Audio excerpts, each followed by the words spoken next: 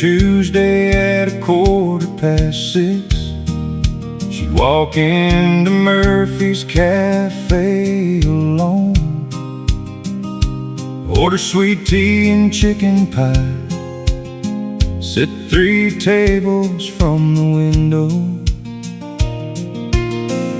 I'd be there with my black coffee, pretending to read the local news. Truth was, I knew every little habit, every smile, every pair of boots. For 7 months I never spoke, just nodded when our eyes would meet. She'd leave $1 in the tip jar, always waved to everyone she'd see. Old Miss Betty caught me watching, laughed and said, "Boy, you'll never know if you keep falling in love every Tuesday without saying hello." 3 tables from the window, 3 steps too scared to take. I could rope a wild Mustang, but my heart was bound to break. Funny how the strongest hands can still tremble when love is near. Sometimes forever waits on one small word, the hardest one to hear. The next Tuesday I got there early, bought 2 slices of pecan pie. When she walked in, I pulled out the chair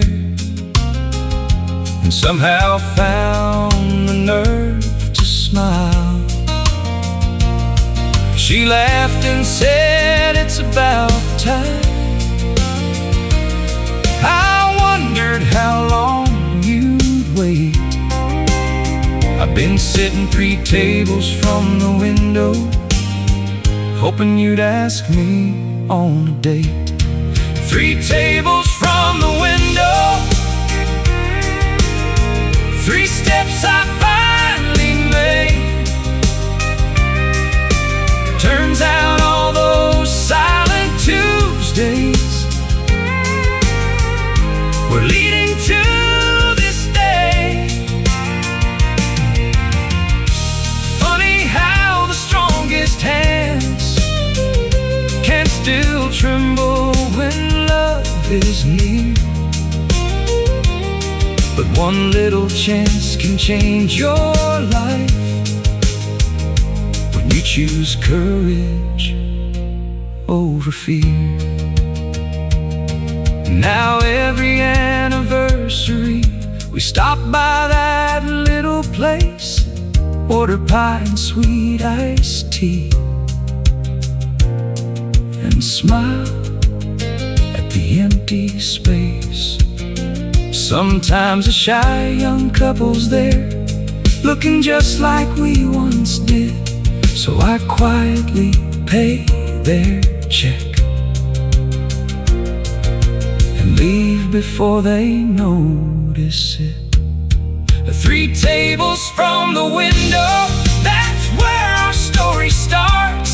Not with fireworks or fancy words, just 2 ordinary hearts. Now our grandkids laugh when they hear how close we came to missing this, all because a country boy finally leaned in for a kiss. Yeah, love doesn't always arrive like thunder. Sometimes it waits 3 tables from the window. window.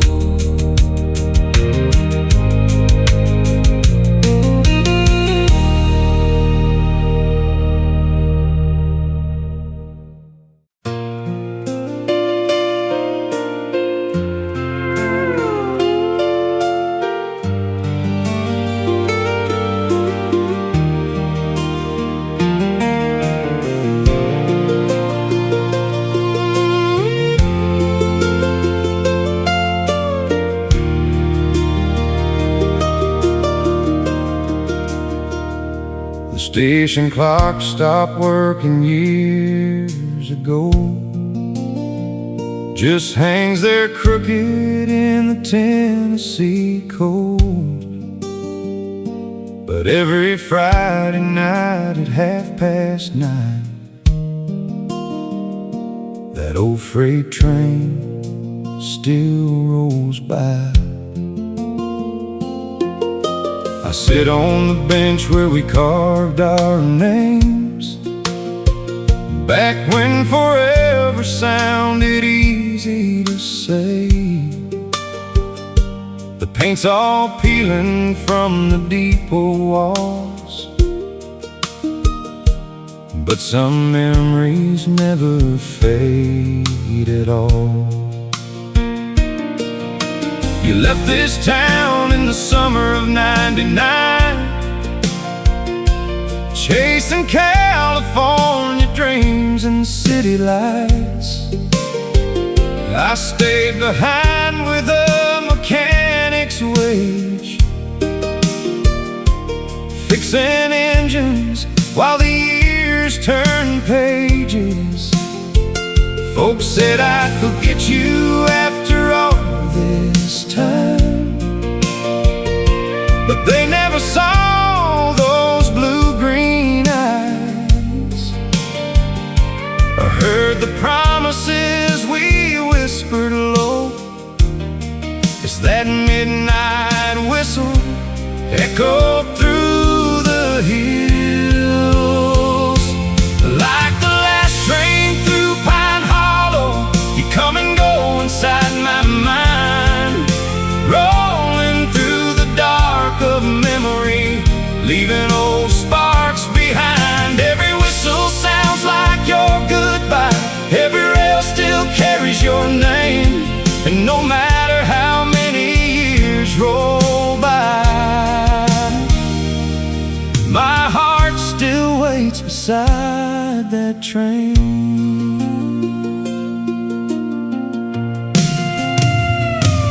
Last October, I got a handwritten note,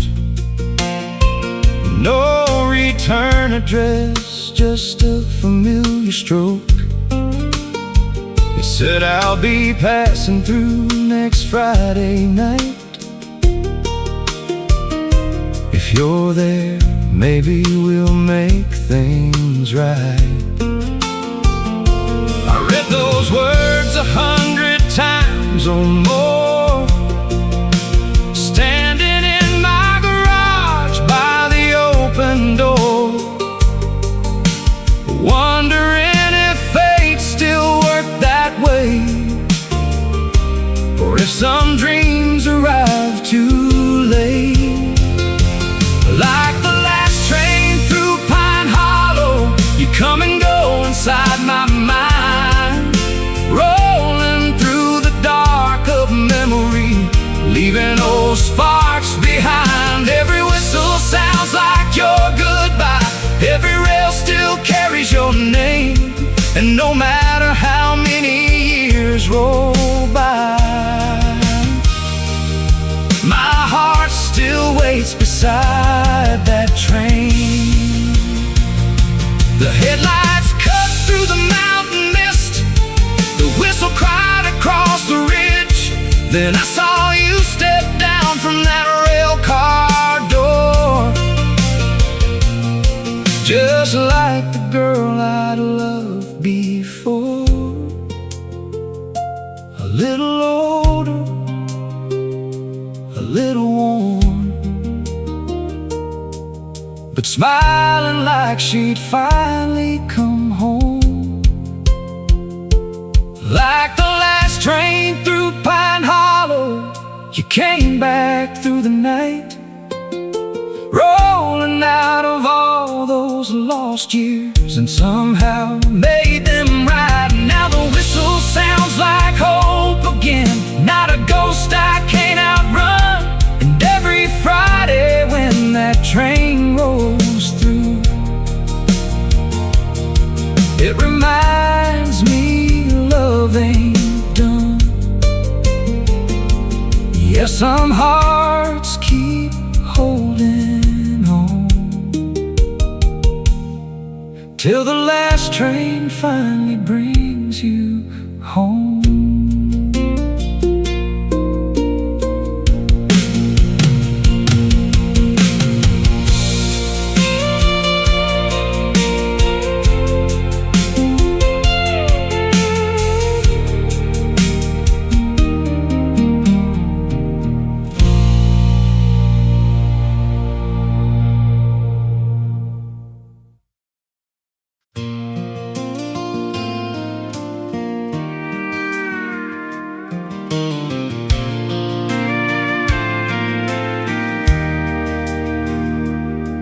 On Cedar Street in Arkansas stood a little yellow house where Miss Ruth sat every evening when the sun was going down. She'd stitch this beside the front porch swing with a basket at her feet, adding patches to a quilt nobody had ever seen complete. Some came from a soldier's jacket, some from a baby dress, some from church choir robes worn on Sundays at their best. Every scrap had someone's story, some between the seams, like a map of all the lives that built that little community. For 30 years folks dropped off pieces of their past, a work shirt from the sawmill, a ribbon from a graduation cap. But nobody really knew what Ruth intended it to be, but she'd smile and say, "You'll understand eventually." Then one April night a fire swept through downtown fast, the feed store, bank and barber shop, and disappeared in ash. The town hall burned to the foundation, records lost in smoke, and with them went a century of stories people hoped they'd always hold. That's when she brought out the quilt on Cedar Street, spread it wide for everyone to see.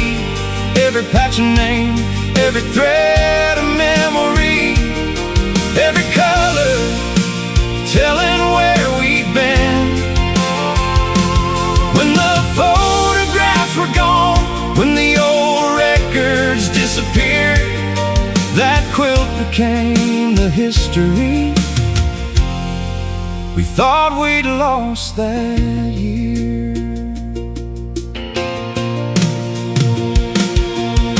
The mayor stood there speechless as she laid it on the floor.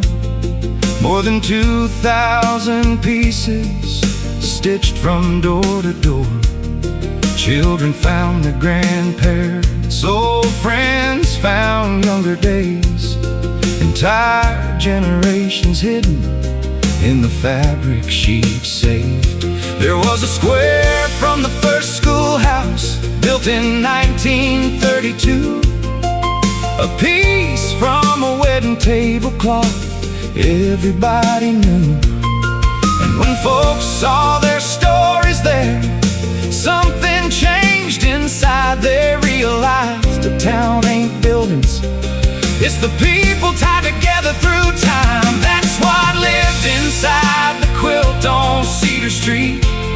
Every laugh and every defeat, every harvest, every storm, every dream, woven into something bigger than a single memory. When the photographs were gone, when the old records disappeared, became the history. We thought we lost that year. Miss Ruth passed away that winter at 94 years old. But before she left, she wrote a note, folded careful in the quilt's old folds. It said, the strongest threads are people, the cloth is only cloth. Take care of one another, and you'll never truly be lost. Now the quilt hangs in a museum built where the old town hall once stood, and school kids stop and stare a while, like every generation should. They see more than scraps of fabric, more than colors stitched with care. They see the heart of a small town story still hanging there. Yeah, the quilt on Cedar Street still holds us all together.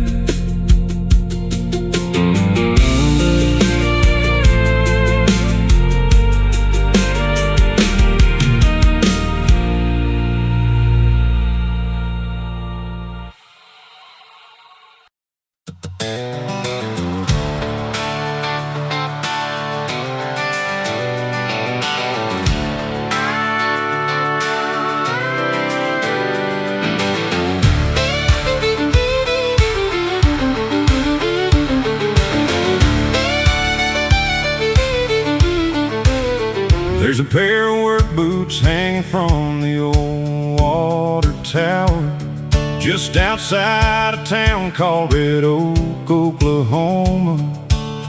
Faded leather, cracked and worn, swinging in the prairie wind since before I was born.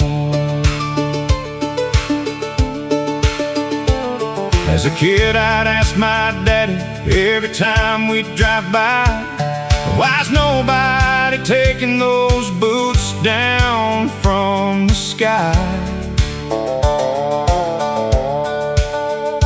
He'd just grin and say, one day you'll understand. Then he'd shift that old truck into gear and head across the land. Years later at 17, I learned the story true about a man named Caleb Ross that only old-timers knew. He worked every ranch for 50 miles around, fixing fences after storms when they came crashing down. One summer brought a wild wildfire racing through the plains, the kind that turns the daylight orange and makes grown men pray. When the flames jumped Miller Creek and headed straight for town, Caleb stayed behind to help while everybody else got out. And those shoes by the water tower still dance with the Oklahoma wind, like a reminder of a man who gave more than he had to give. Some folks leave behind a fortune, some leave a famous name, but some leave a town still standing, and that ain't a small thing. For 20 hours straight he worked with volunteers, digging lines and moving cattle through smoking fear. The fight finally turned away just north of County Road 9, and every family made it out with a little luck and time. The next morning when the danger passed and the sky turned blue, the town gathered at the diner trying to figure out what to do. The mayor climbed a ladder with Caleb standing near and tied those old work boots high above the water tower's fear. Now those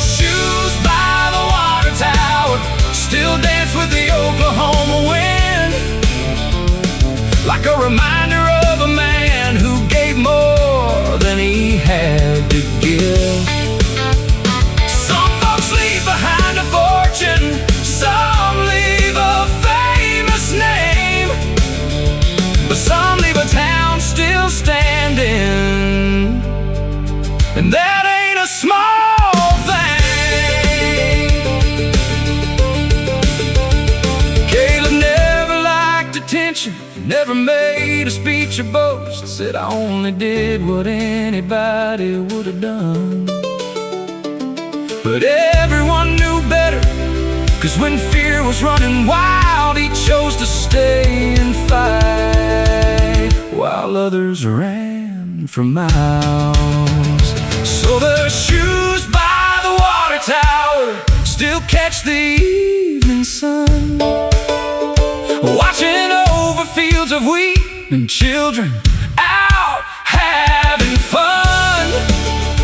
And every new generation asks why they're hanging there. Then somebody tells the story,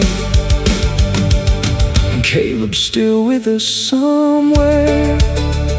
Yeah, those shoes by the water tower still dance in the prairie air.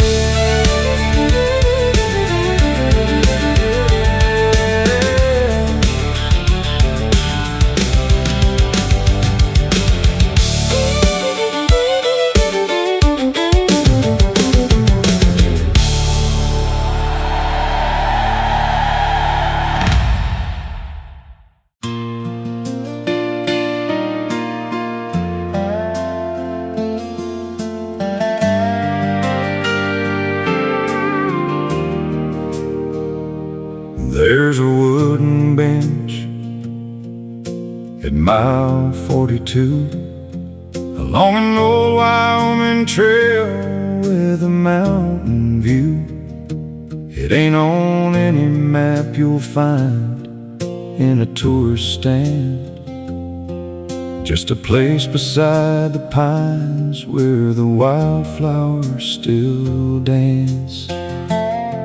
I first saw it one September after 14 hours on the road, hauling cattle through the bighorns with a heavy load.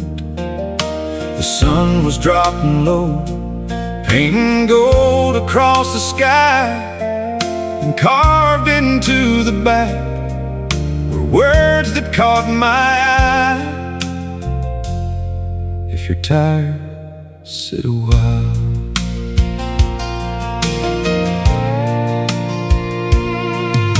A year went by before I passed that way again. This time after losing my brother, my closest friend. The world felt colder than the snow, building on the peaks, and grief had stolen every answer I was trying to seek. So I pulled over by that bench as evening settled in, found a notebook and a weatherproof box tucked underneath it then, filled with notes from strangers passing through the years, written in faded ink, stained by the bench at mile 42. People leave pieces of the truth, a prayer, a memory, a goodbye, a reason to keep moving through the night. Some roads are lonely, that's for sure. Some wounds take longer to endure, but hope keeps showing up somehow. At the bench at mile 42.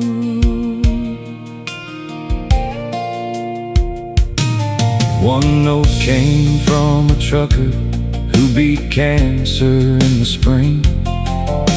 Another from a young girl learning what forgiveness means. A widow wrote about her husband and the stars he loved to see, and every page somehow felt like it was speaking straight to me. I sat there till the moon rose high above the mountain line, reading stories from strangers who had survived their hardest times. And then I took my pen and wrote my brother's name inside. For the first time since he left, didn't feel alone that night. At the bench, had mile 42. People leave pieces of the truth, a prayer, a memory, a goodbye, a reason to keep moving through the night. Some roads are lonely, that's for sure. Some wounds take longer to endure, but hope keeps showing up somehow. At the bench, at mile 42, nobody knows who built it there, or who first placed that notebook down. But sometimes the best things in this world appear without a sound. Not every hero wears a badge, not every gift has a name. Sometimes healing starts with strangers who've walked through the same pain. Now every fall I stop again and add another page with a pen, watching the sunset fade beyond the blue. And when life gets heavy, when the answers disappear, I remember all those voices that I found out there, and how a simple wooden bench helped carry people through. Yeah, hope still waits beside the pines. At the bench, had mile 42.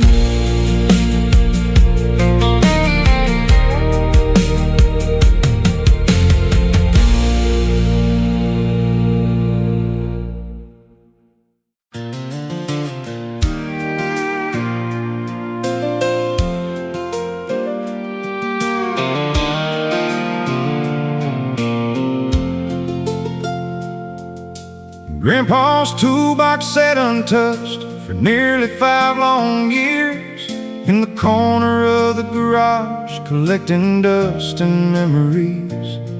Rusty wrenches, bent up nails, receipts from '72, and 100 little pieces of a life nobody knew. One Saturday in early spring, I finally opened it, just looking for a socket set to fix a fancy bed. But underneath the bottom tray, folded tight and worn, was a hand-drawn map on yellow paper, weathered, stained, and torn.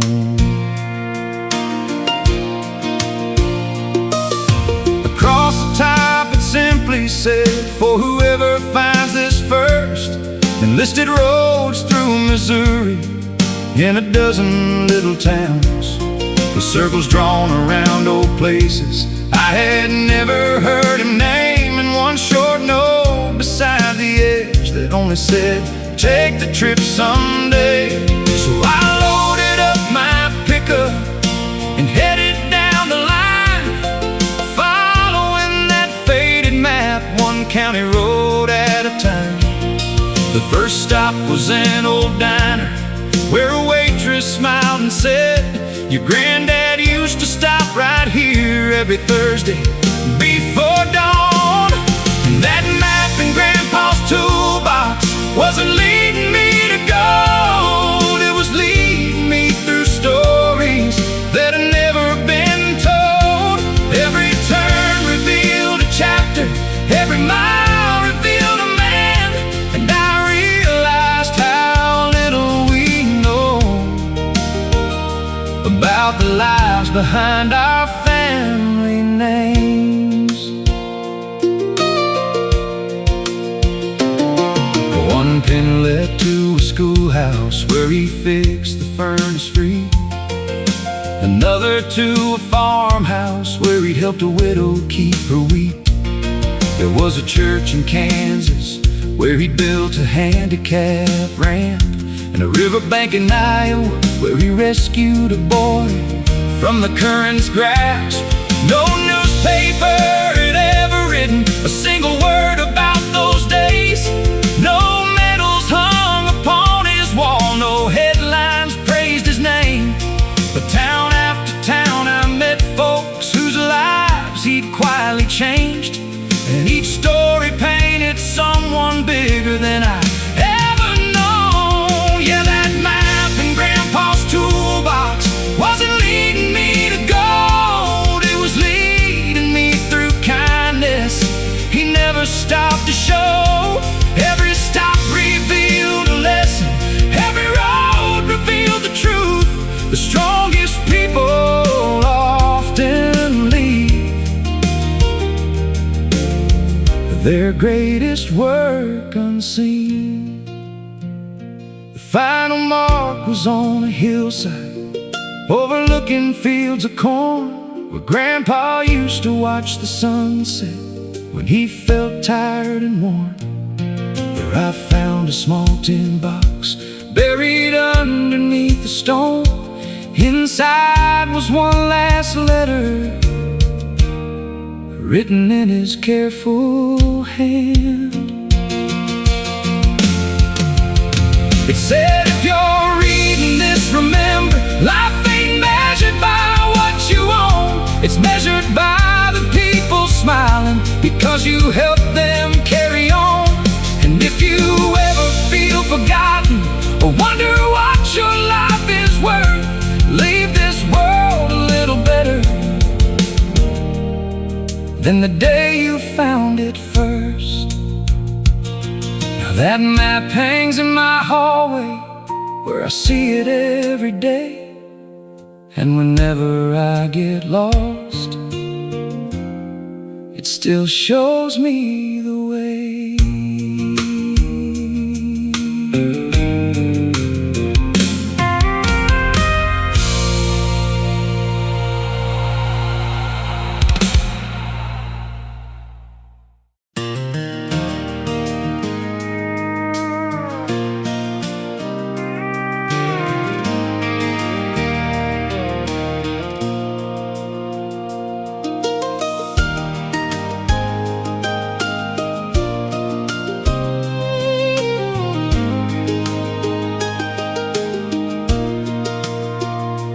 Main Street, Tennessee, late July heat.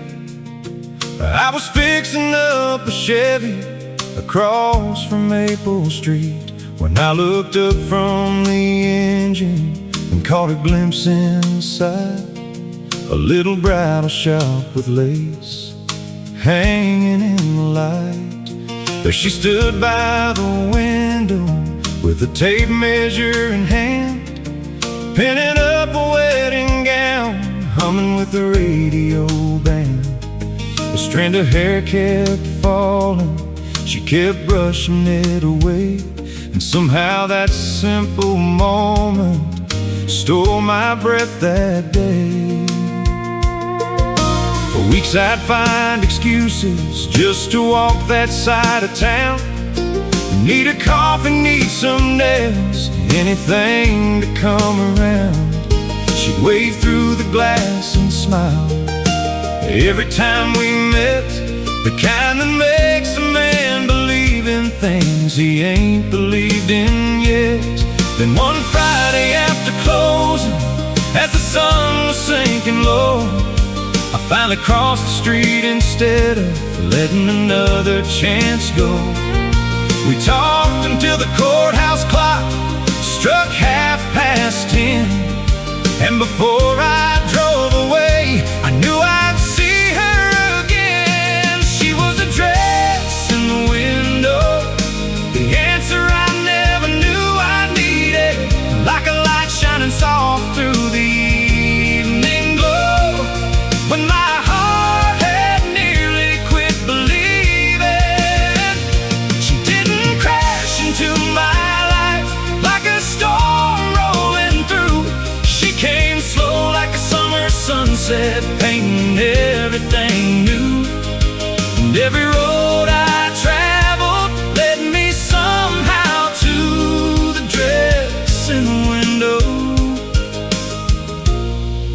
girl I fell into.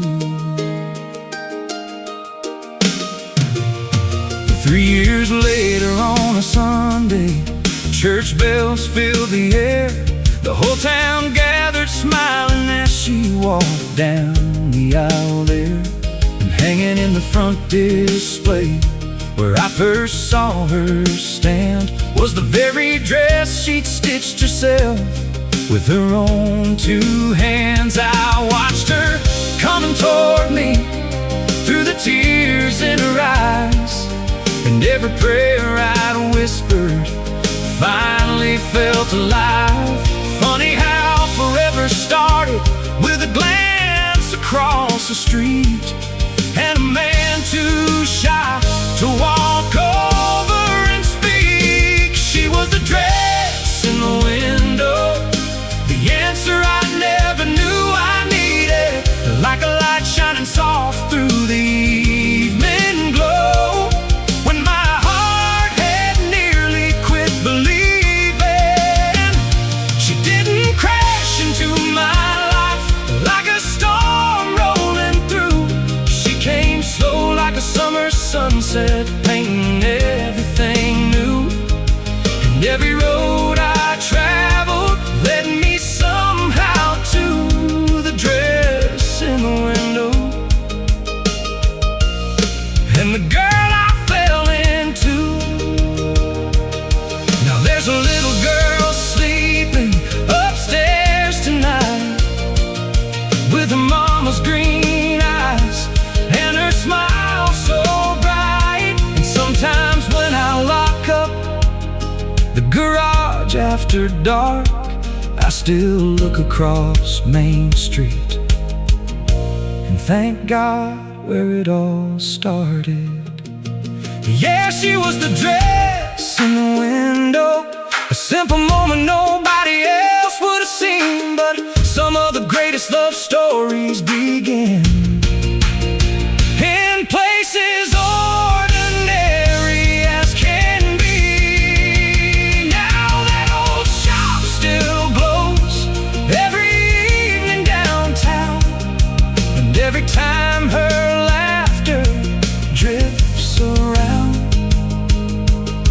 I'm reminded that forever sometimes starts with a view of a dress in the window, and a dream coming true.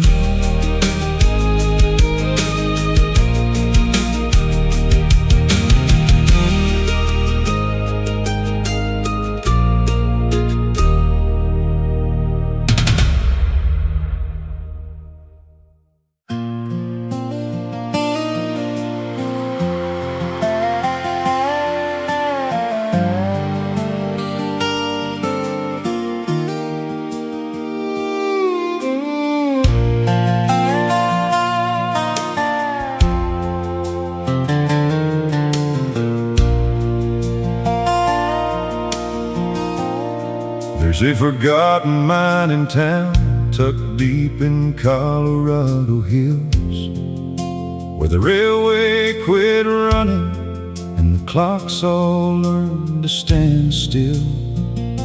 Most folks packed their lives in boxes when the silver dried away, but old Walter Green stayed behind and watched the years decay. Every evening at sundown, he'd walk the empty street, past the boarded up hotel and the church without a priest. Then he'd climb the ridge above town, where the cold winds always blew, and light a lantern by the tracks like he'd done his whole life through. The story went that 40 years ago, his young son disappeared on a snowstorm night in January, the worst they'd seen in years. The boy had left to catch a train, and never made it there. Nobody found no final words, just questions in the mountain air. People called it foolish hope, a wound that wouldn't heal. But Walter never missed a night, no matter how he'd feel. Through blizzards, floods, and summer heat, through every passing year, that lantern kept on burning bright for someone who might appear. And the last lantern in Black Creek still shines where the old rails meet, like a promise made that never broke, like a prayer rising through the smoke. When the whole world says let go, some hearts refuse to lose their hope. So the last lantern in Black Creek burns for the one who never came home. And one October evening, when the aspens turned to gold, a stranger stepped off a freight train, looking tired, gray and old. He stood beneath that lantern light with tears upon his face, and stared toward the silent town like he recognized the place. Walter heard the footsteps coming down the gravel road. At first he thought the mountain wind was playing tricks again. But when the stranger softly said, "Dad, it's finally me," 40 years of sorrow broke like rain into the sea.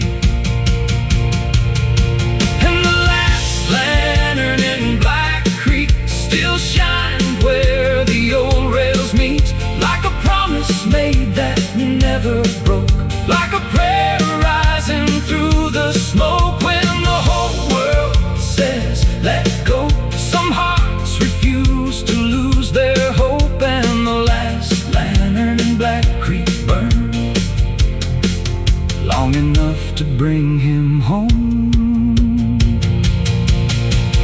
No one ever learned the whole story, where the years had taken him away. Some mysteries belong to heaven, and some are better left that way. But every soul in that old town still talks about that autumn night, when hope outlived the hands of time, and faith outshined the dark. Now the lantern's gone from Black Creek, the tracks lie quiet in their sleep, but the legend travels mountain winds through every valley, ridge and stream, that sometimes love keeps waiting long after reason says it's done. And sometimes one small light can guide a lost heart safely home. Yeah, sometimes one small light can guide a lost heart safely home.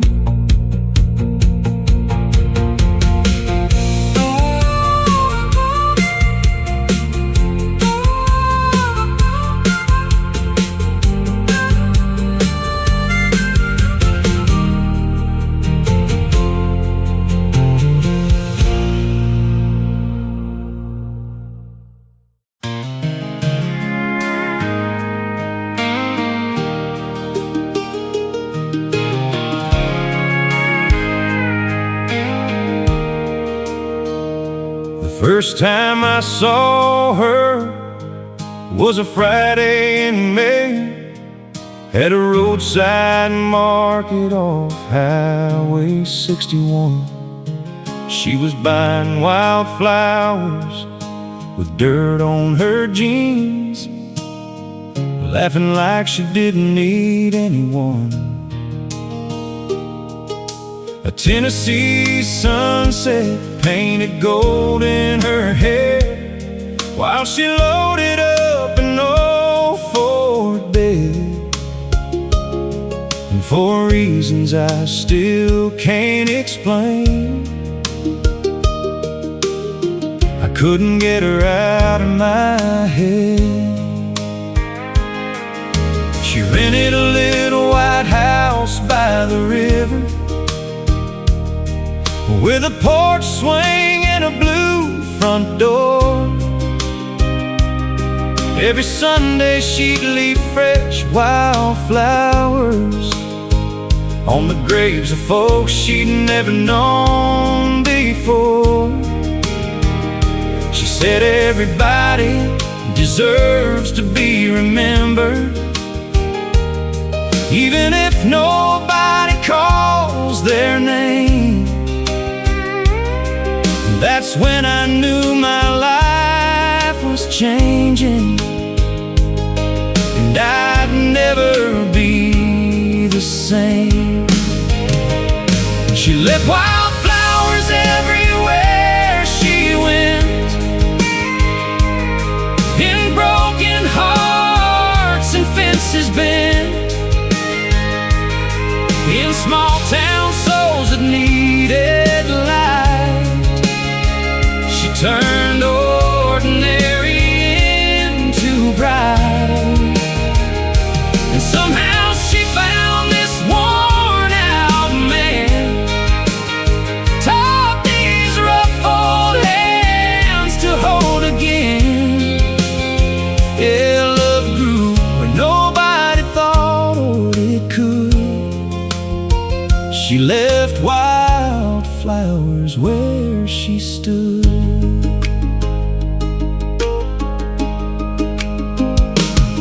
That October underneath the maple trees, I got down on one knee by the riverbank. The leaves were falling around us slow, and I could barely get the words out straight. She laughed and cried at the same time, said, "Boy, what took you so long?" and slipped her hand into mine like that's where it'd been all along. She left wildflowers everywhere she went, in broken hearts and fences bent, in small town souls that needed light. She turned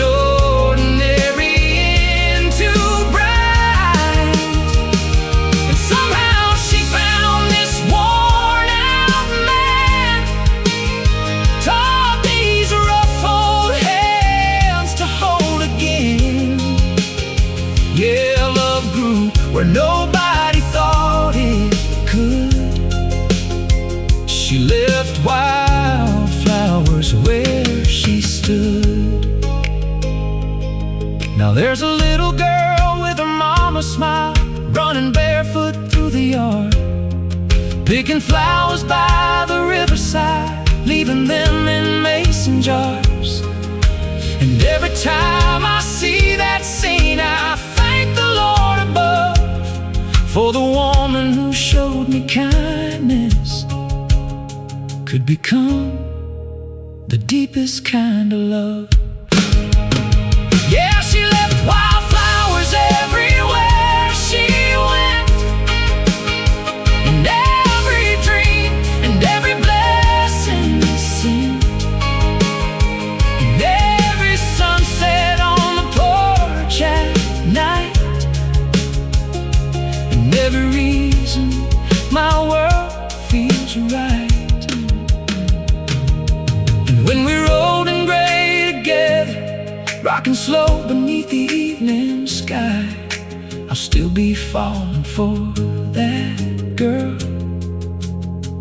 with wildflowers in her eyes.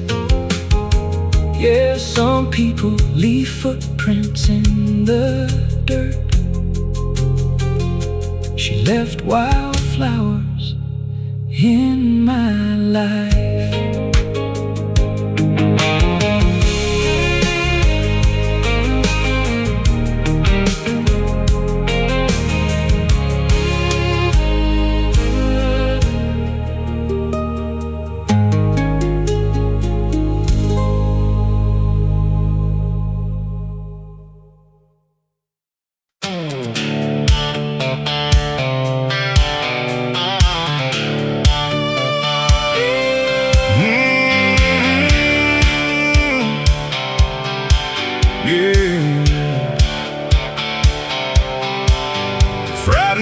Cheyenne, Wyoming, dust rising under arena lights.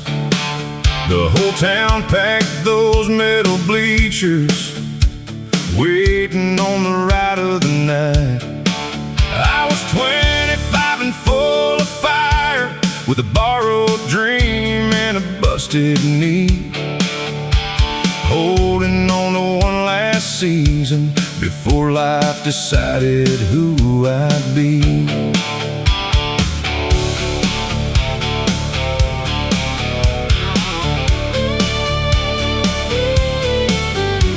The chute gate rattled like thunder, that black bull weighed near 2 grand. Folks called him Devil's Highway, nobody stayed on him long. Rope around my glove, heard the crowd fade into the dark. Funny how the loudest moments always start with a quiet heart. It's only 8 seconds forever, 8 seconds hanging between fear and faith, 8 seconds to prove to yourself you ain't backing down today. The world keeps telling you play it safe, but some dreams don't work that way.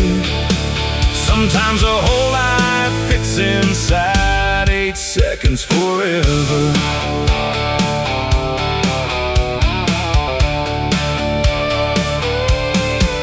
The gate flew open like a shotgun blast, and all hell broke loose below. That bull twisted left then right, trying hard to throw my soul. I felt my shoulder nearly give out, heard the buzzer cut through the air, and when my boots hit Wyoming dirt, I knew I'd left a piece of me there. It's only 8 seconds forever, 8 seconds hanging between fear and faith, 8 seconds to prove to yourself you ain't backing down today. The world keeps telling you play it safe, but some dreams don't work that way. Sometimes a whole life fits inside 8 seconds forever.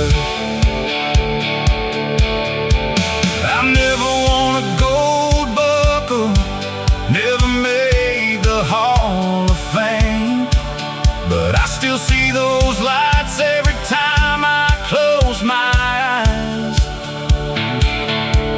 And honestly, I'd do it all again. Some victories don't need trophies, just a story worth telling someday. It's only 8 seconds forever, but those seconds changed my life. Taught me courage ain't about winning, it's showing up and taking the ride. Now my son wears my old cowboy hat and dreams beneath the same big sky. And when he asks me what it means to live, I tell him find something worth risking for. 'cause the best moments don't last forever, but forever can live in a moment.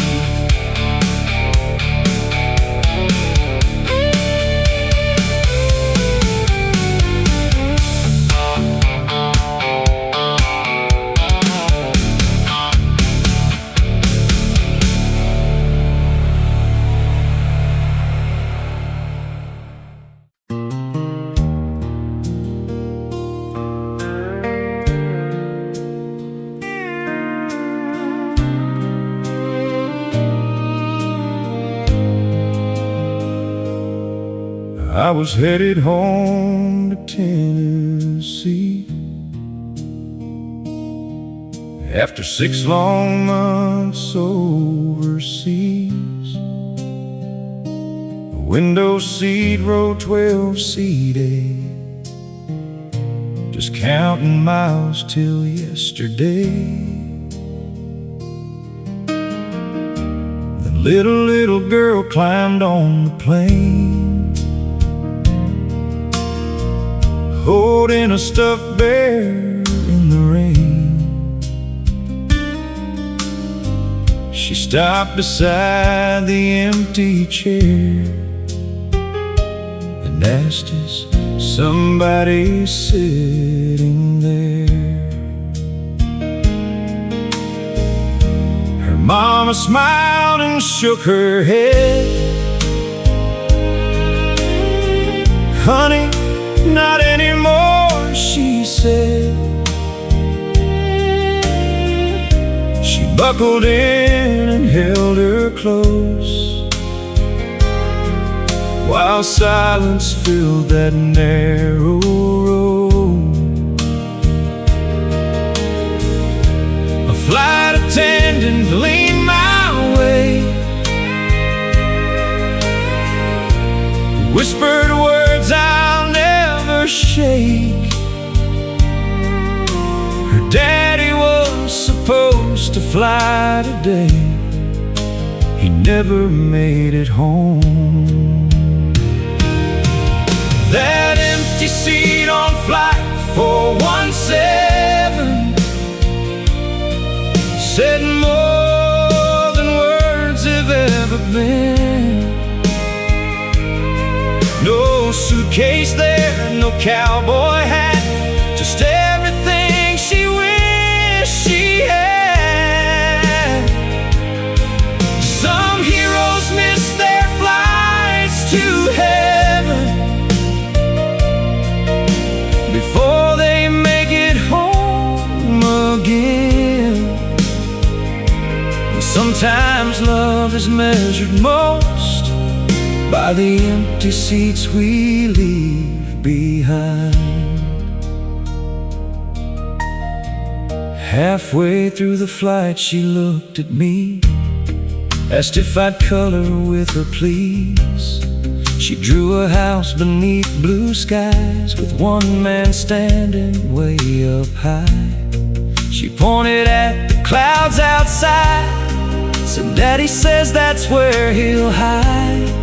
Whenever I get scared at night, he'll turn the porch light on." I had to turn and face the window so she wouldn't see me cry. That empty seat on flight 417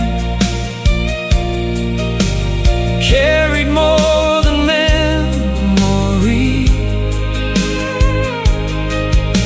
It carried dreams that never landed, promises still floating free. Every mile across those clouds felt heavier somehow, because love doesn't disappear, it just changes where it's found. When we landed in Nashville, she reached up and hugged my neck, then tucked that little drawing inside my jacket vest. She whispered, "If you see my daddy, tell him I was brave. There wasn't a dry eye in Terminal C." Now every time I board a plane, I always notice one empty place.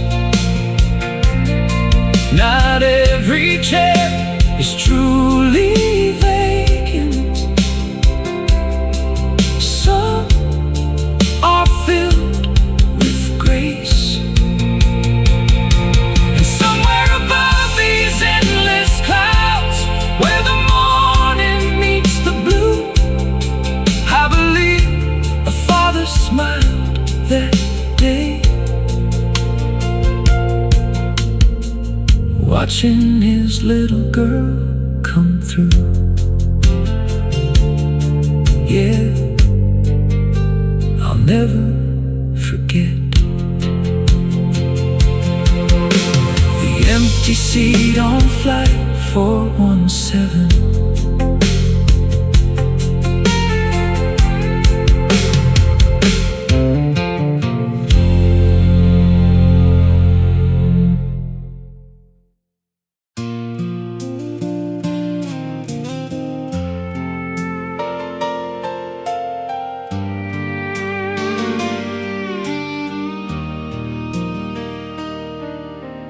Murphy's Cafe off Route 66.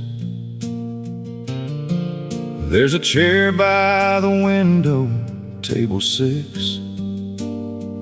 Every morning at 7, the coffee gets poured, even though nobody walks through that door. Old Joe runs the place like he always has, wipes down the counter, checks the gas, and right beside the jukebox, glowing blue,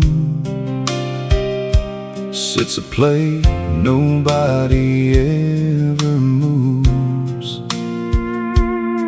Back in 2005, a young Marine named Ben, he used to stop by every Friday with his friends. He'd order chicken fried steak and peach pie too, leave $1 in the jar before he flew. Then one spring he shipped overseas, promised his mama he'd be home by Christmas Eve. But fate had different plans that year, and the whole town learned the meaning of fear. So the empty chair at table 6 still waits where he used to sit, beside the window facing west, toward the sunset he loved best. And every soul who walks inside knows the reason why some heroes leave this world too soon, but they never really say goodbye.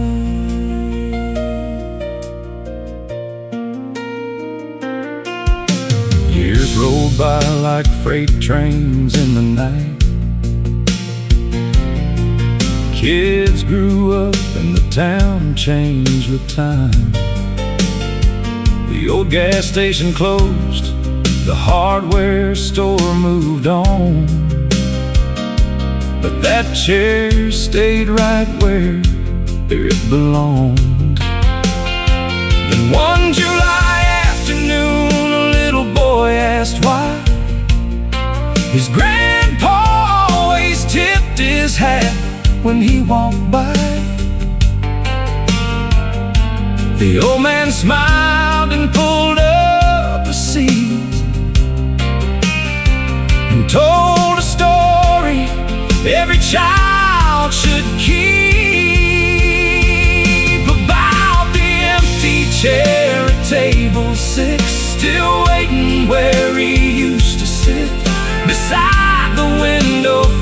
facing west toward the sunset he loved best. And every soul who walks inside knows the reason why some heroes leave this world too soon, but they never really say goodbye. No statue stands in that small town square, no headlines carry his name anymore, but sometimes the strongest monuments are the ones behind ordinary doors. A cup of coffee, a faded photo, a place nobody dares replace, because memory lives a little longer when love is given space. And the empty chair at table 6 still waits where he used to sit, while the morning sun spills through the glass. And another year quietly passes, new faces come, old faces go. That's how life unfolds, but every heart that learns his story carries a piece of him forward. Yeah, the empty chair at table 6 ain't empty after all.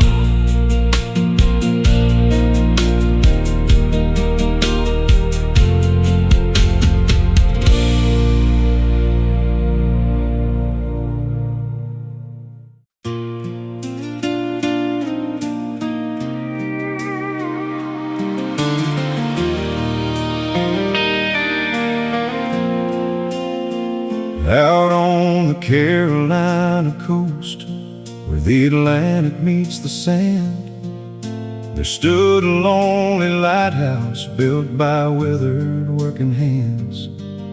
My daddy kept that beacon burning through every storm that came, while I dreamed of bigger cities and a life beyond the waves. Every night he climbed those stairs with a lantern and a key, while cargo ships crossed dark horizons far beyond the sea. He'd say a light ain't measured by how far away it shines, it's measured by the lives that helps make it home alive.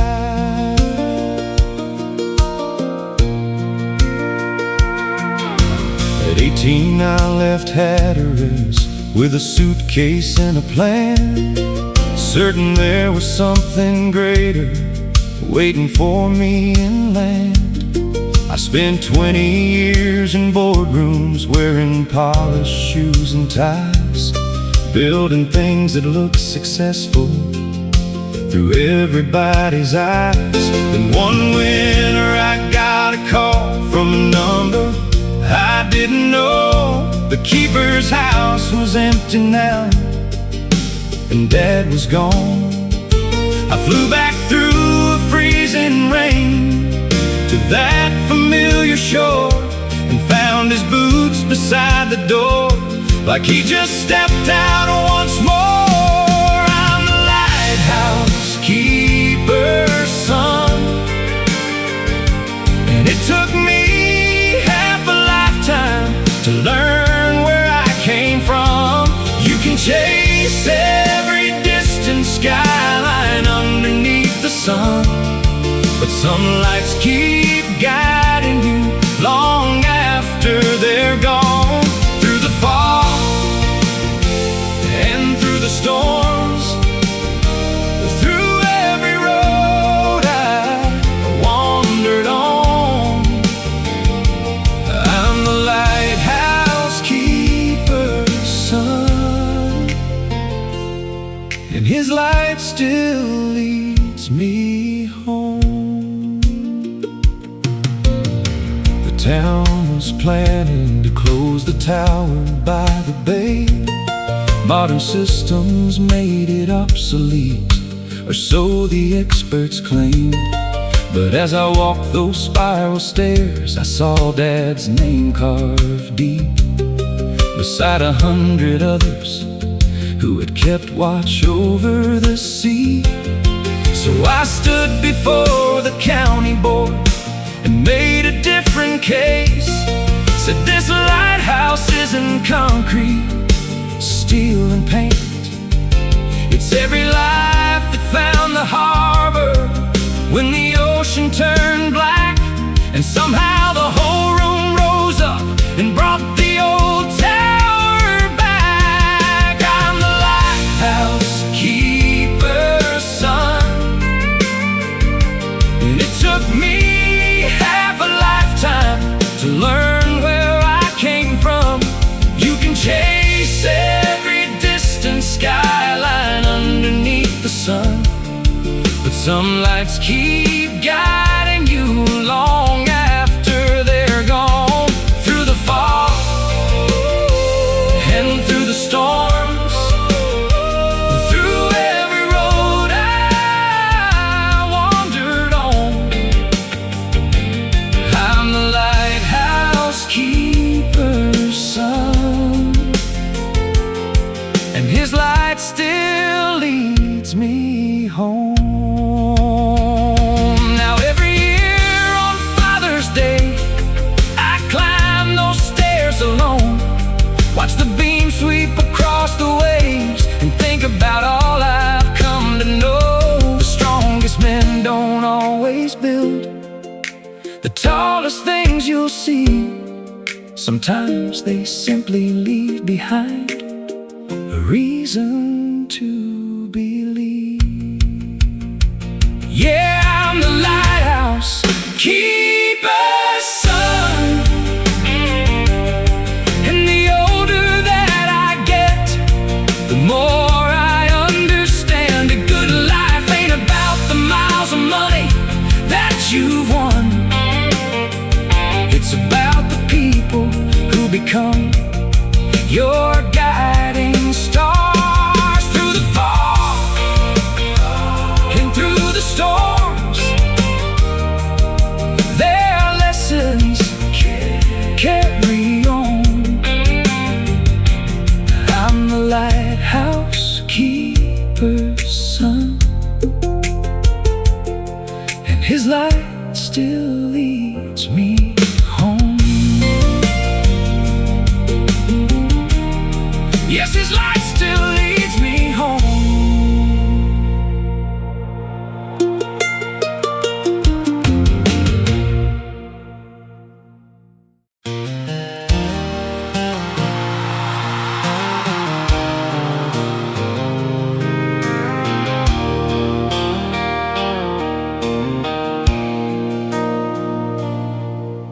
The doctor shook his head last April, said take it easy, slow things down.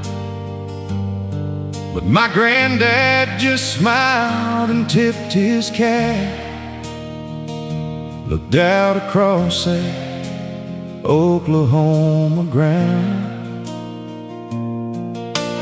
82 years in those same fields, watching seasons come and go. He said a man don't quit on the land he loves till it's time for the Lord to call him home. We planted corn beneath the rainy sky, like we'd done since I was 10. His hands were worn like old leather gloves, but they still knew where to begin. Every sunrise found him on that tractor, rolling slow through rows of green, teaching me lessons he never wrote down, in ways only farmers mean. Just one more harvest One more fall, one more season, hearing that meadowlark call. One more sunset, painting gold on the plains. One more chance to thank God for the rain. He said, son, life grows fast, don't miss it all. Take time to love the people standing small beside you. And every word still echoes through my heart, like one more harvest before the dark. October came with amber fields waving, the biggest crop we'd seen in years. We worked side by side through the cool morning air, laughing louder than our fears. Then one November Sunday morning, he passed away in his favorite chair, with harvest dust still on his boots, and peace resting everywhere. Just one more harvest, one more fall, one more season, hearing that meadowlark call. One more sunset, painting gold on the plains. One more chance to thank God for the rain. He said, son, life grows fast, don't miss it all. Take time to love the people standing small beside you. And every word still echoes through my heart, like one more harvest before the dark. Now every spring when the fields awaken and fresh green rises from the earth, I swear I see him right in those horizons, smiling at what his life was worth. Just one more harvest, that's all he asked. Not riches, not glory, just time that lasts. To watch the weeping beneath the sky, and hold the ones he loved nearby. Now I carry on where his story ends. Through every season the good Lord sends, and when the sunset settles on those plains, I thank him for one more harvest again.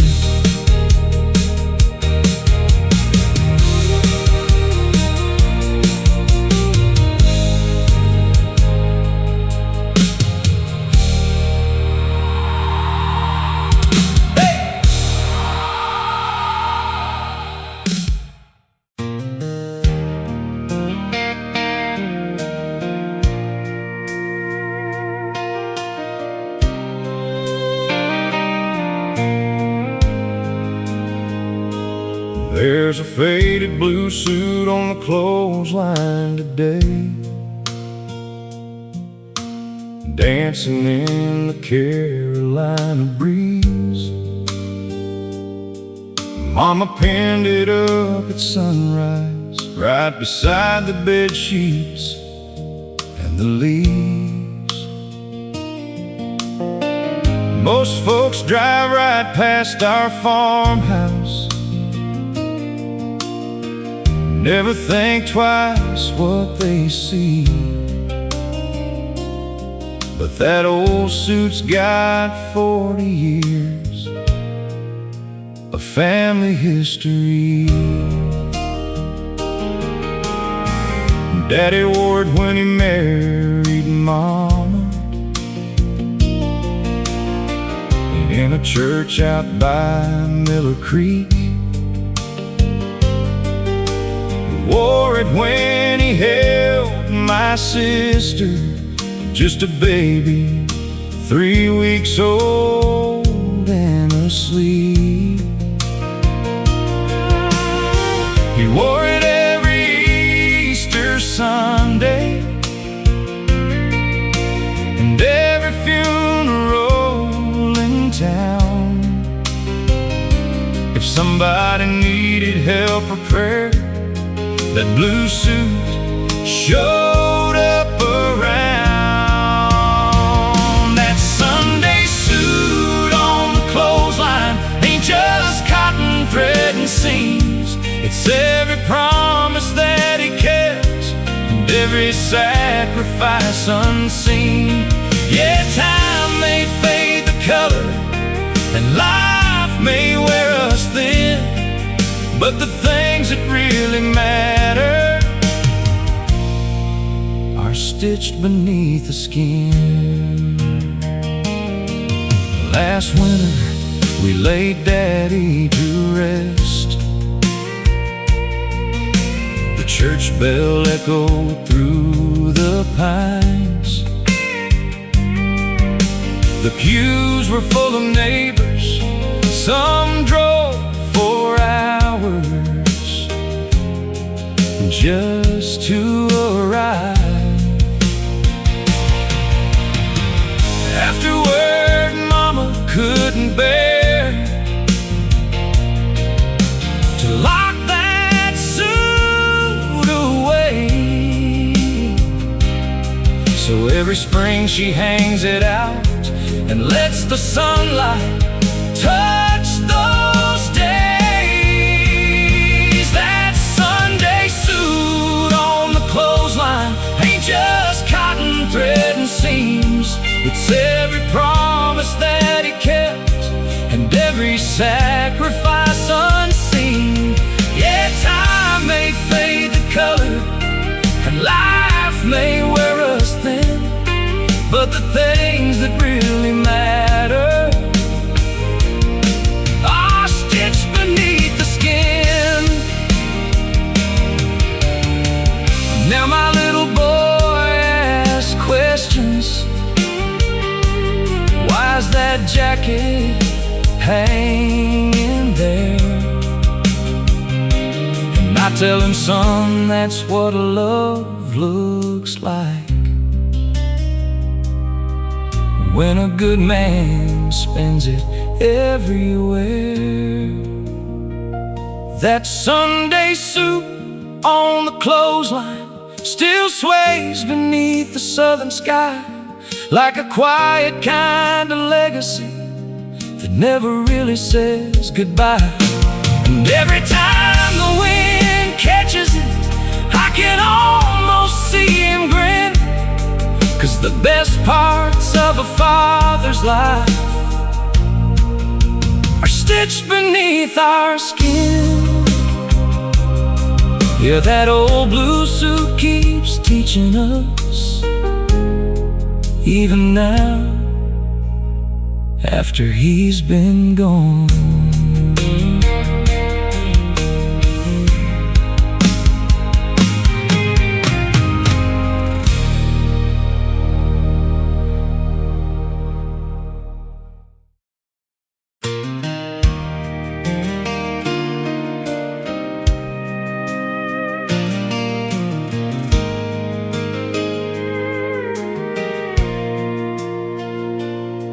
I was 23 and reckless, working shrimp boats off the coast.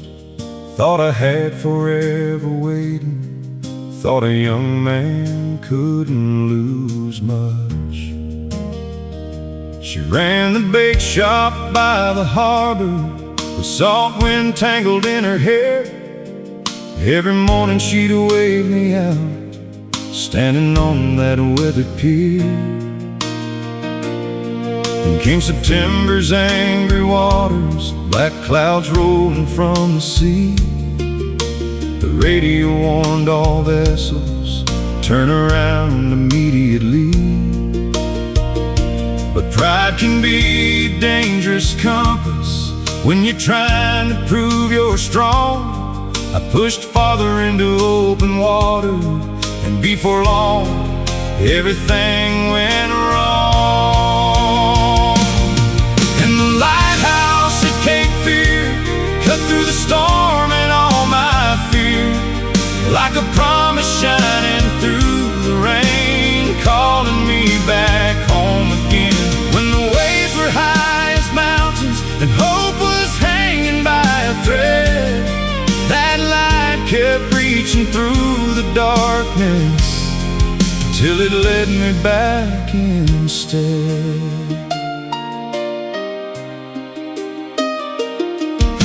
The engine died around midnight and the sea threw me around. I thought about her waiting on the shoreline, praying I'd be found. Then through the sheets of rain and thunder, a single beam broke through the black. I pointed my bow toward that light and somehow found my way back. And the lighthouse at Cape Fear cut through the storm and all my fear, like a promise shining through the rain, calling me back home again. When the waves were high as mountains and hope was hanging by a thread, that light kept reaching through the darkness till it led me back instead. That was 20 years ago this autumn.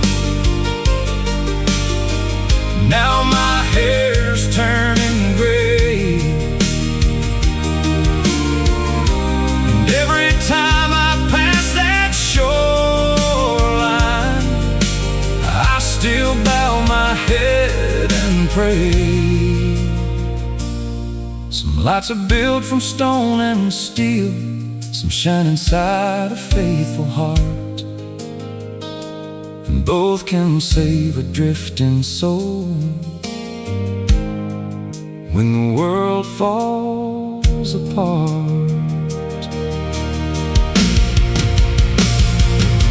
Yeah, the lighthouse at Cape Fear still stands against the passing years, and every time its beam sweeps by, it reminds me how close I came that night. I got the girl we raised, a family, built a life beside the sea, and it all began with the light in the storm that refused to give up on me. Yeah, some miracles don't make the news, they just got a man back home.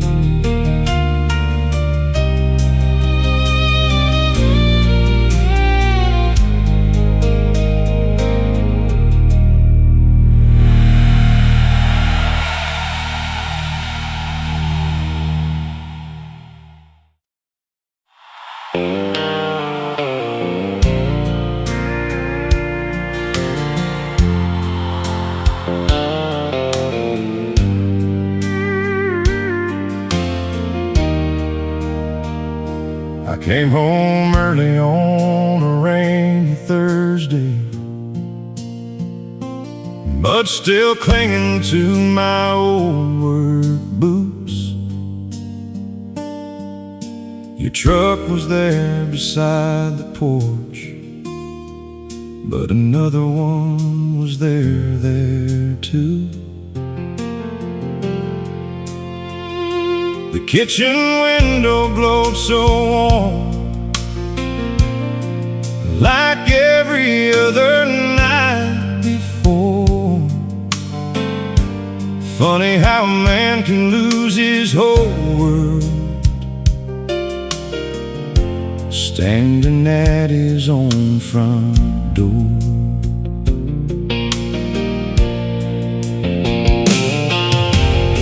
He froze a moment that you saw me. He slipped out without a word. The silence hit a whole lot harder than anything I could have heard. Wedding pictures line the hallway, frames we'd picked out years ago. Every smile hanging on that wall belong to people I don't know. So I left my ring there on the table, right beside the life we made. Some promises are built forever, some just slowly fade away.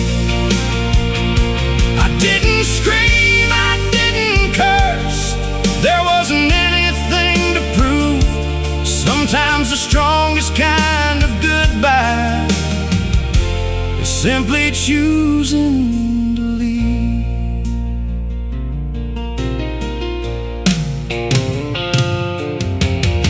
I loaded up my old half-ton, didn't take much more than clothes.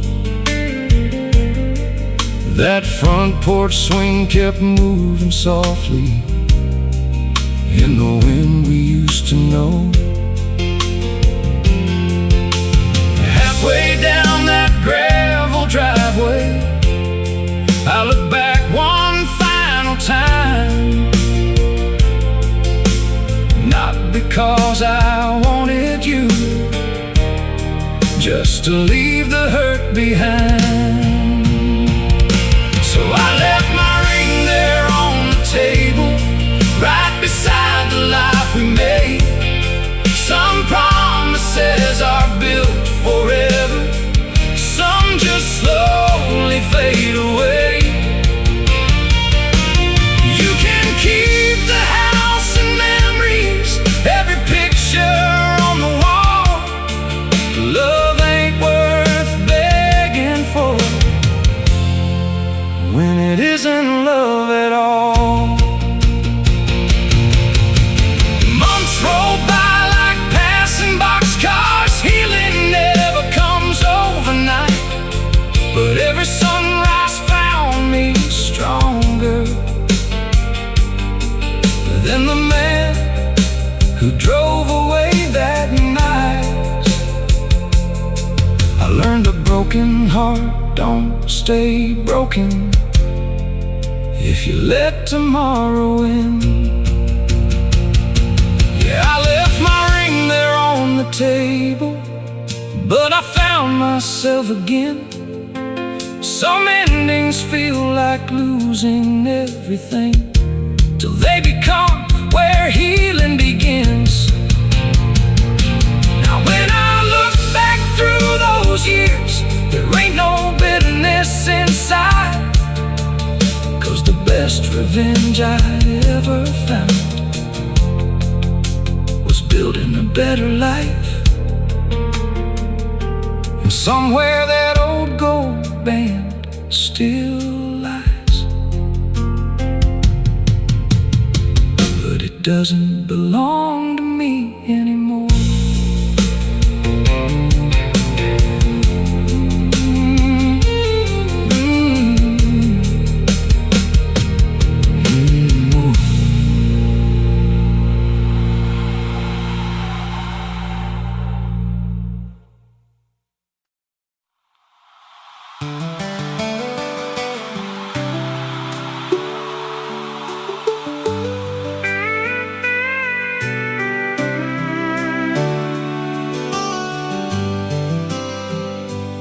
On a gravel road in northern Montana, where the winters cut like glass, There stood a one-room general store that somehow still managed to last. The sign was faded, the floorboards grown, the coffee pot stayed warm, and folks stopped in for more than feet whenever there was a storm. Oh, Miss Evelyn ran the place since 1979. She knew every kid, every ranch, every hard and troubled time. But what folks talked about the most was a rusty iron key hanging from a nail above the door for everybody to see.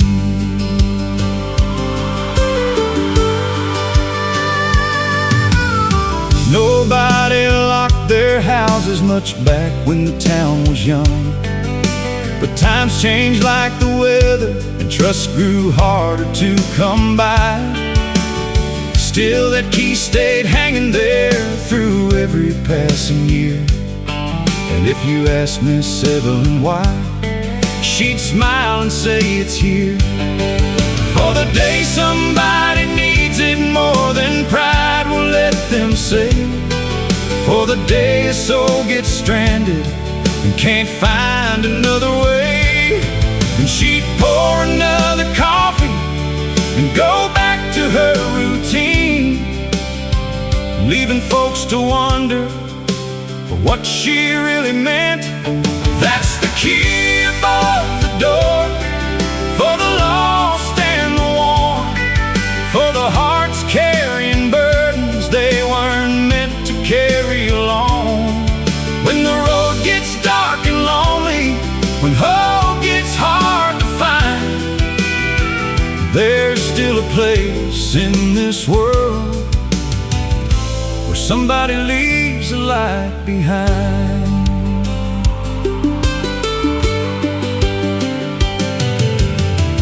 Then came the blizzard of '08, worst anybody knew. The white walls of snow swallowed fences, trucks, and every familiar view. A ranch hand named Gill got caught 30 miles from town.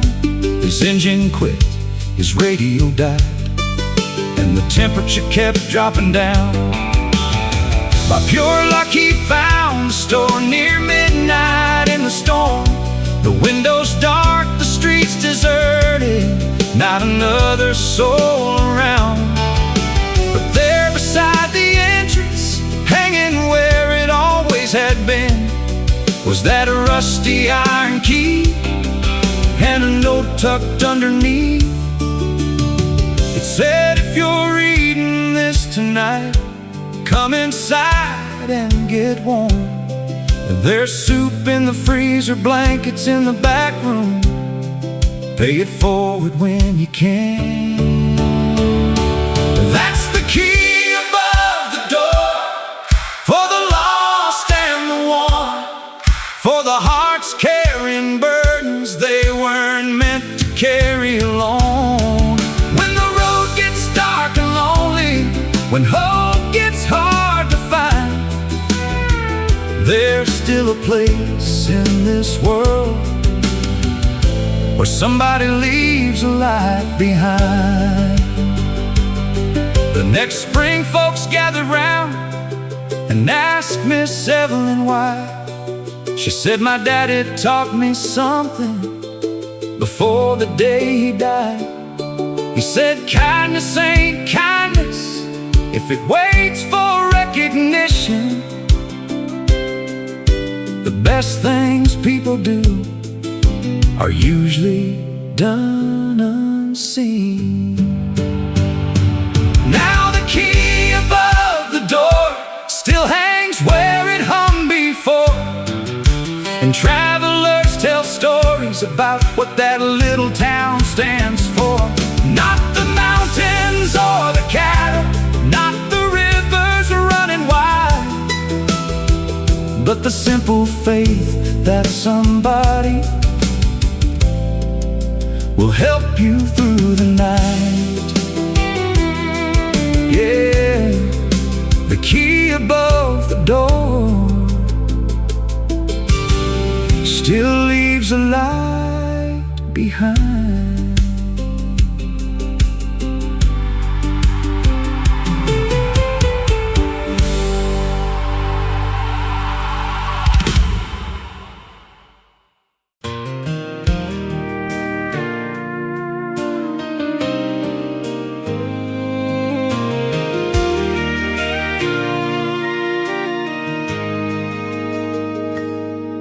There's a pawn shop on the edge of Tulsa by the railroad line, where old guitars and wedding rings wait to outrun harder times. One rainy Tuesday afternoon, killing time on my lunch break, I walked inside that dusty room just to get out of the rain. Behind a shelf of hunting boots and yellowed photographs hung a battered violin with a crack across its back. A handwritten tag beneath it read, "Not for sale today." And something about that little note made me stop and stay.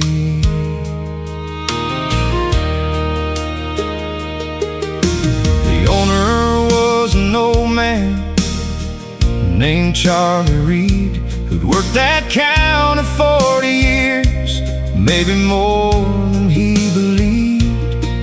I asked him why that violin never seemed to leave the wall. He smiled and poured us both some coffee, and he told me it all. Back in '87, when the old fields went bust, a young father brought it in because he had to feed his son. Said he'd buy it back someday when life got back on track. But the years kept moving forward, and he never made it back. So the violin in the pawn shop waits, like a promise frozen in time and space, for a hand that remembers every note it knew, for a dream that never quite made it through. Some things are worth more than money can say, more than a price tag fading away. And every scar in that old wood sings of the lives we carry and little things.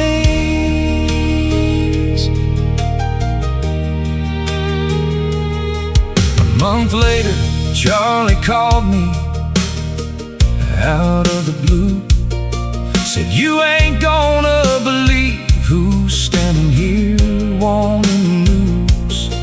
An old man with silver hair and hands worn thin with age had walked into the shop asking about that very case. He said, "My daddy used to play that fiddle every night till hard times took it from him. When I was just a child, he passed before he got it back, but he spoke about it still, and I promised if I found it, I'd bring it home for him." Now the violin from the pawn shop sings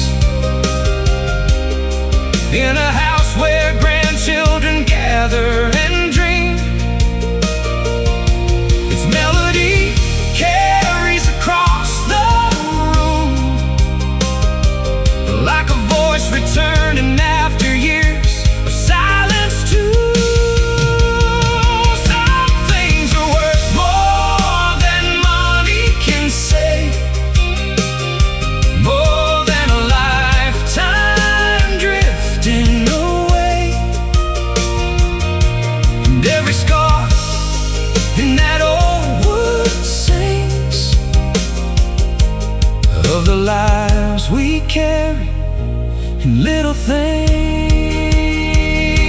At night the family gathered on the porch under Oklahoma stars, and for the first time in 40 years they heard their grandfather's song, not from a record or a story told, but from strings alive once more. And every note seemed to open up a long-forgotten door. Yeah, the violin from the pawn shop came home after decades wandering alone, and the music filled the spaces time had left behind. Now when the evening settles down and the crickets start their choir, that old fiddle tells a story that survives every fire. 'Cause love don't disappear with years, and dreams don't always die. Sometimes they just wait patiently for the right hands to arrive.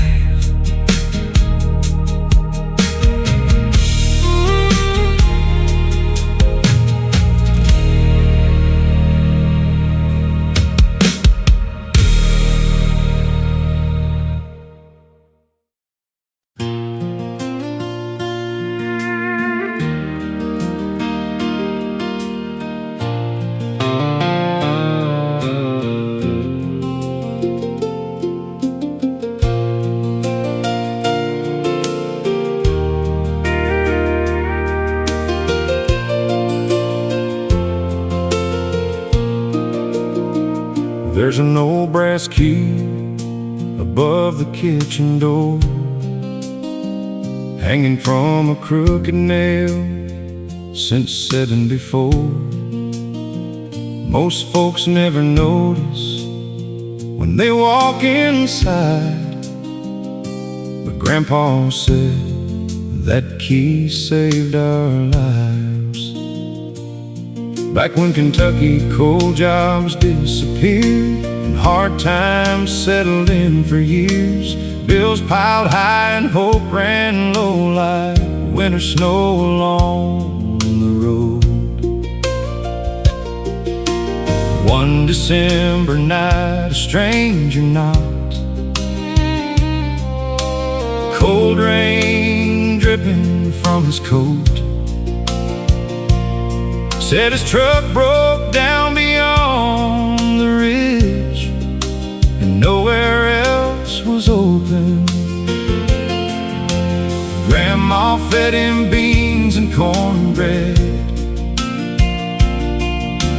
Grandpa gave him a place to stay. Before he left the next morning, he quietly handed them that key.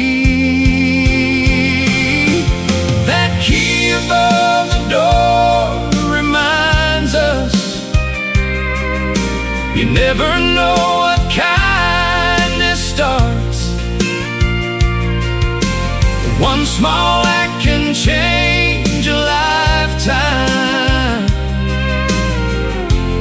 leave a mark upon a heart.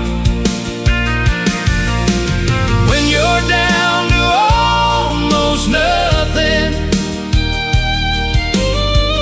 and the world feels cold and far, sometimes grace shows up uninvited, leaves a light where darkness was. A month later, Grandpa lost his job and thought he'd have to leave the land. And then a letter came from Lexington, signed by the same stranger's hand. He owned a growing hardware company, needed someone he could trust. Said a man who helps a stranger in the rain is the kind of man I want. That key above the door reminds us you never know what kindness starts. One small act can change a lifetime and leave a mark upon a heart. But when you're down to almost nothing and the world feels cold and far, sometimes grace shows up uninvited and leaves a light where darkness was. Now every Christmas Eve we gather, kids and grandkids packed inside, and Grandpa's story gets retold as snow drifts past the window light. That old brass key still catches candle glow, like a blessing frozen in time. Yeah, that key above the door reminds us the richest things can't be bought.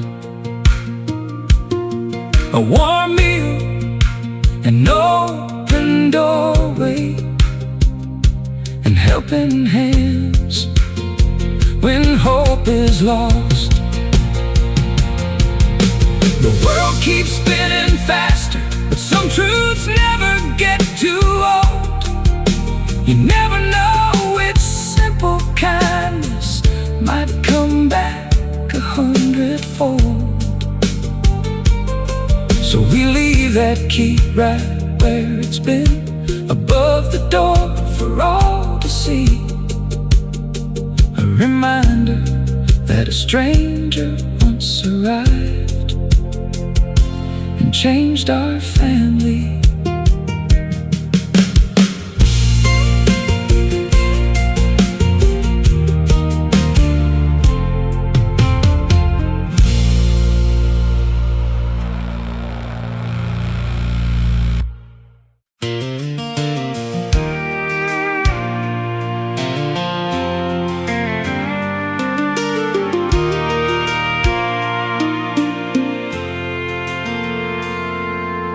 The auction sign went up in June beside the county road, right where my granddad carved his name in a cedar fence post. 80 years of Oklahoma dirt, 3 generations deep, was gonna leave our family when that auctioneer would speak. The drought had hit us hard that year, then harder still the next. Bank notices stacked on the table like a pile of unpaid debts. I watched my father stare across those fields of dying grain, like a captain watching helpless while his ship sank in the rain. By auction day the whole town came, pickups lined the lane, neighbors leaning on the fences underneath the sky of gray.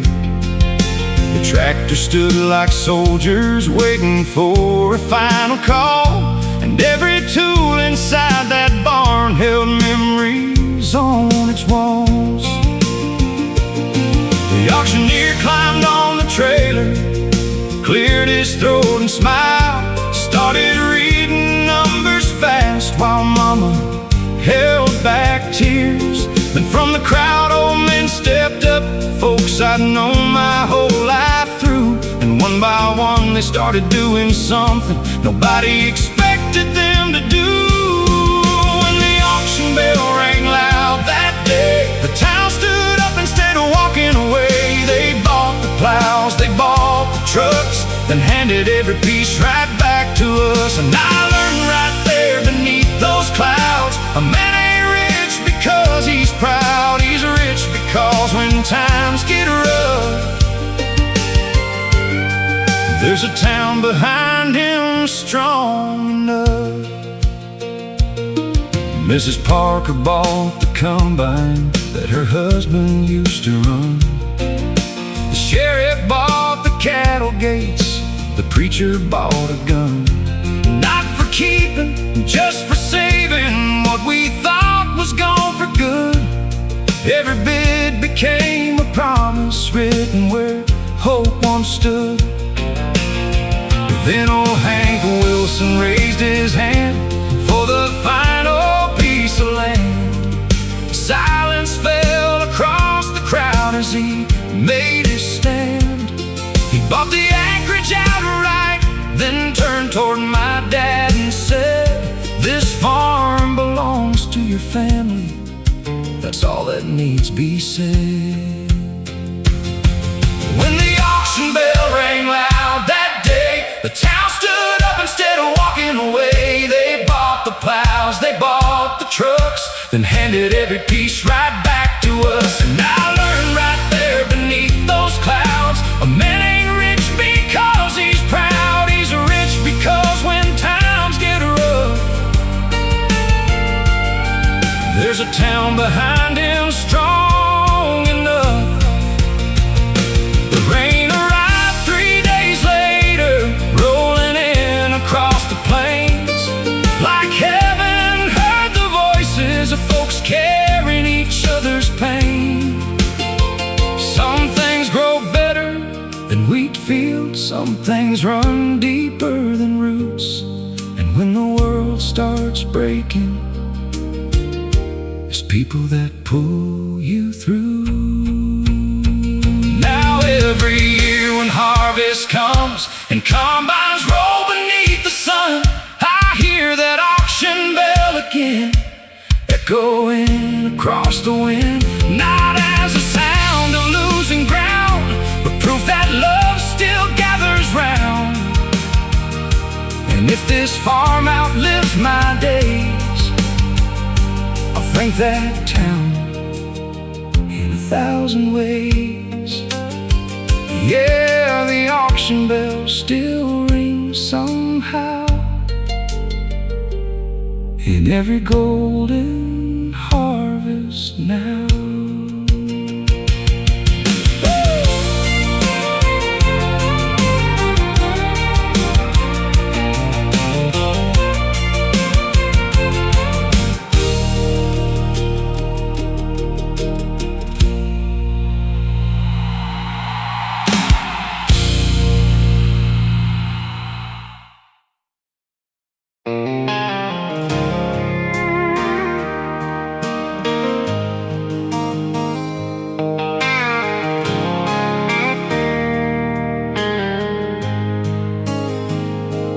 Pulled off Highway 287 just after dark, dust still hanging in the Texas air.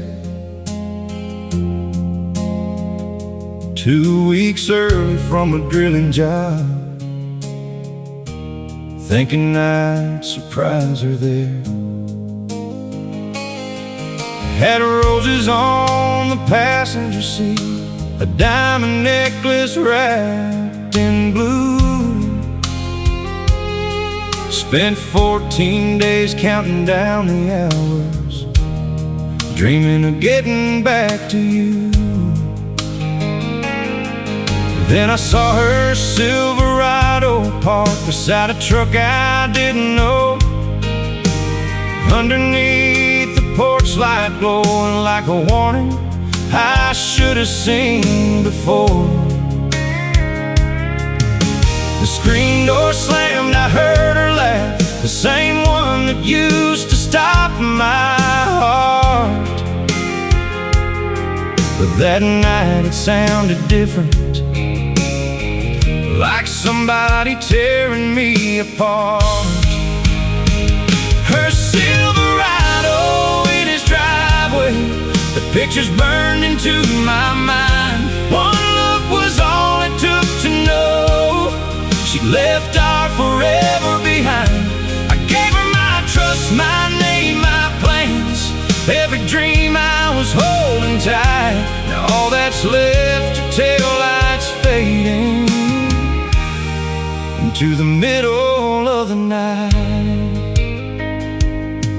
tried to talk when she saw me standing there, tears already in her eyes. Said it wasn't supposed to happen, like that could make it right. I dropped the roses in the gravel, set that little blue box down, then climbed back in my old F-150 and drove without a sound.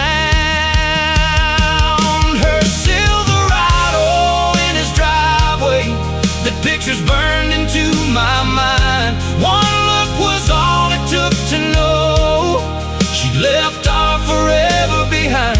I gave her my trust, my name, my plans, every dream I was holding tight. Now all that's left are taillights fading into the middle of the night. 3 months later I sold the house, moved west toward New Mexico. Some scars don't heal all at once, some wounds leave lessons in your soul. I learned that love ain't measured by the promises people make, it's what they're still protecting when nobody's awake. Yeah, her Silverado in his driveway still crosses my mind sometimes, but it don't break me like it used to.